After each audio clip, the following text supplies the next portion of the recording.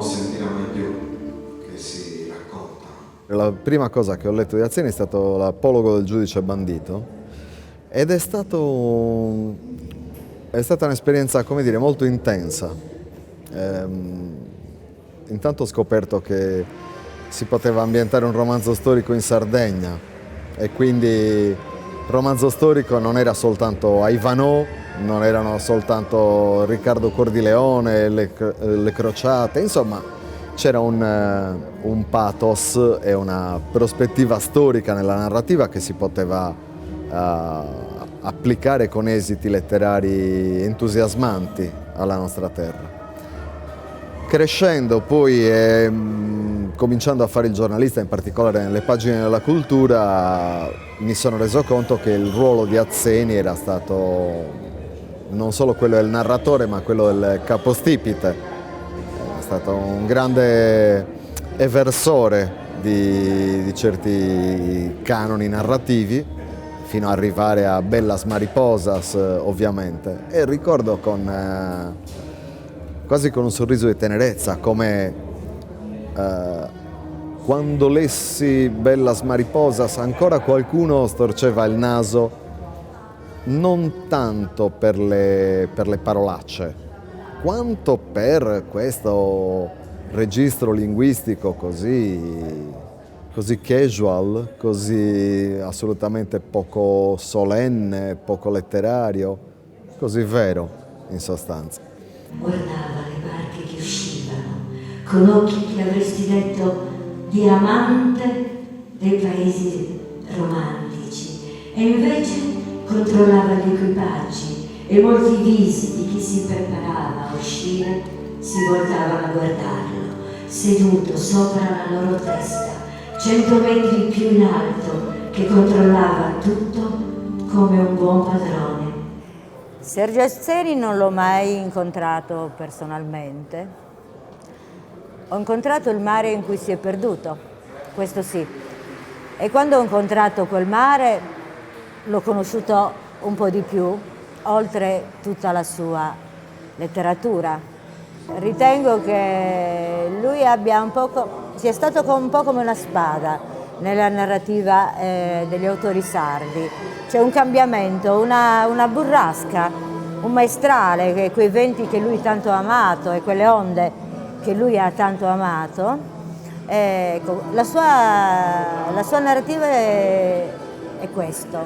Mi dà anche fastidio dire è stata questa, è una letteratura attualissima, sempre contemporanea, e da leggere costantemente. Una mattina di primavera dell'anno 1492, in un podere di campagna dalle parti di Sarajevo, l'Illiku solleva una schiena. Ha zappato dalla prima luce, non ha visto che terra dura ad aprirsi, avara, neanche il sudore l'ammorbideva. Il mio rapporto con la figura e l'opera di Sergio Azzeni è come il rapporto di un bambino nell'entroterra negli anni '20 che per la prima volta vede il mare. Cioè, è incredibile sorpresa. Il primo libro che ho letto di Azzeni fu l'Apologo del giudice bandito e tuttora trovo che quelle prime 2 pagine che mi avevano sconvolto quando avevo 16 anni, Azzeni era morto da forse un anno o 2, trovo ancora che siano eccezionali e continuano a sconvolgermi e continuano addirittura a influenzare la mia scrittura, nonostante ancora non pensassi di scrivere quando l'avevo letto per la prima volta.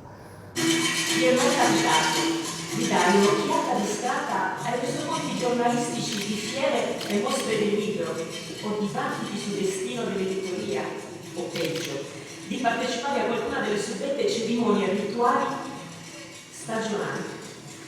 Se non mi è capitato, l'avete scampata bene. Ho conosciuto Sergio Azzeni grazie a un regalo che ho ricevuto parecchi anni fa, forse intorno ai 20 anni. È stato mio padre che un Natale mi regalò praticamente l'opera intera di Sergio Azzeni, quello che allora era uscito. Essendo un regalo proveniente da un genitore, all'inizio lo guardai un po' con diffidenza. E poi devo dire che man mano invece ho scoperto che c'era non solo un mondo letterario, un mondo quasi da scoprire interamente, ma c'era anche una grande dose, un grande sogno di libertà. Sicuramente ha sdoganato la Sardegna, il Cagliari in particolare, la città di Cagliari, l'ha resa oggetto letterario, le ha attribuito proprio un significato, un'importanza che fino allora, perlomeno per me, non riusciva ancora a possedere. La creazione di un linguaggio è sicuramente una delle connotazioni forti della scrittura di Azzeni. Quando de sumari fiallontius nobili dei svandalus, savoresta principiarum de girtu e in orrori l'accanasa des terras des imperio. I romanus iam da segao in matasa de saranura, des cuncurus de savarchia un discuriga sus zoli e des partis de olla. Concibrantai trigu e olia e po scorrogonai vatta.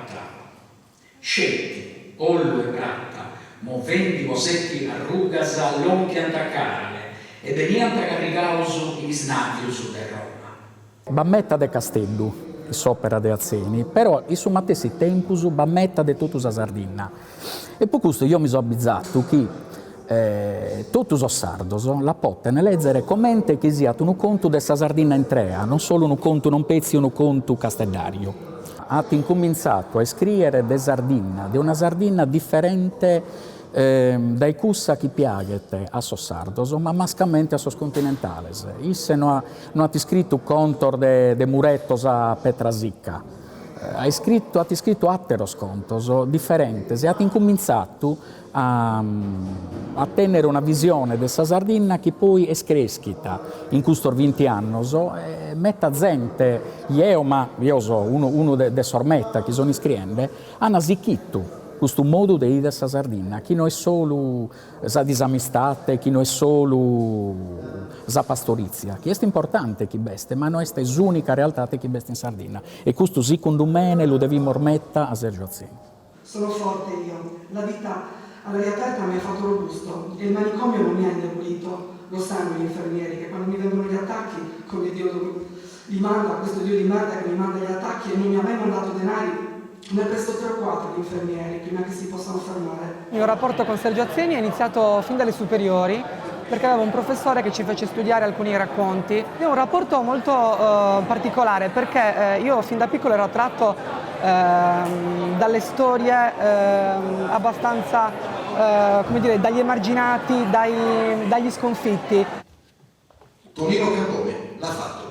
Alle 5:03 ha visto l'autobus salire asmati contro la folla fitta che si apriva a mente. Si è accovacciato e senza che nessuno dei nemici mescolati alla calca riuscisse a vederlo, si è abbassati i pantaloni fino alle caviglie.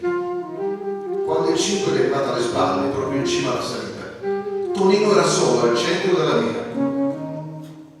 L'autista ha suonato il clacson con furia. Tonino ha sollevato il cappotto mostrando il culo bianco come latte, sodo come pagnotte, attirando l'attenzione dei passati che hanno cominciato a parlottare. Cosa è successo? C'è una covacciata a culo in campo come se dovesse cagare. Infiammando! A quest'ora! Sergio Azzeni è un gigante della letteratura europea. È stato maestro per molti, è stato un grande, lo è ancora, perché la sua narrativa è quanto mai attuale. È il momento forse più alto della letteratura contemporanea sarda. Il vero peccato è che oggi Sergio non sia qui con noi e non possa raccontarci la realtà di oggi, la Sardegna di oggi. Ci provano tanti autori oggi della narrativa della letteratura contemporanea e lo sforzo è questo, cioè riuscire ad arrivare là dove lui era già arrivato comunque da tempo. E credo che tra l'altro la letteratura sarda oggi contemporanea abbia tanti autori e moltissimi tra loro hanno diversità estreme, non c'è un solo autore che somiglia a un altro e questo dà conto della varietà. Azzeni era unico, così come tanti grandissimi autori di letteratura oggi e di narrativa oggi in Sardegna sono unici e compongono però un mosaico che visto da lontano è uniforme. Siamo sardi e questo lo si evince, lo si nota da quello che scriviamo.